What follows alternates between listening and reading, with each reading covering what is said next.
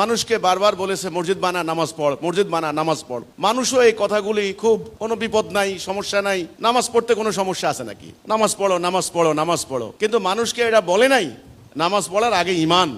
ঈমানের কথা হলো আল্লাহর হুকুম ছাড়া অন্য কারো হুকুম মানা যাবে না। এইটা যেই লোকটা আল্লাহর হুকুম মানবে সেই লোকটাই নামাজ পড়বে। মূলত মোমেনের জন্য নামাজ, এই কথাটা বলে নাই। আর মোমেন হইতে হইলে দুখান জিনিস লাগে, এক ঈমান, দুই হলো জিহাদ।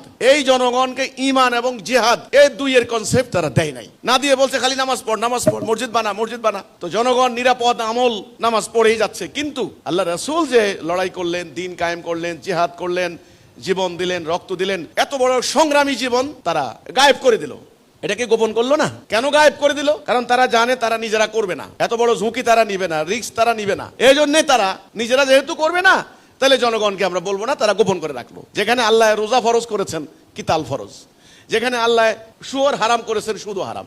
রাষ্ট্র চলে সুদের উপরে, কথা বুঝতে হবে। কিন্তু যেখানে আল্লাহ রাব্বুল আলামিন নামাজ ফরজ করেছেন, আদালতে বিচার করা ফরজ, সেখানে আদালতে বিচার হয় ব্রিটিশের আইনে। তাইলে এই সত্য কথাগুলা ওরা এতদিন বলে নাই মানুষকে।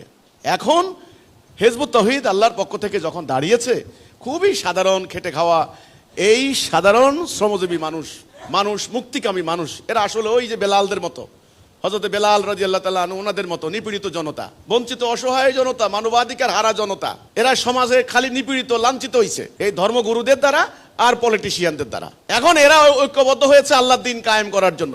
এখন এদের সামনে প্রধান বাধা হয়ে দাঁড়িয়েছে এই ধর্ম ব্যবসায়ী পুরোহিত শ্রেণী।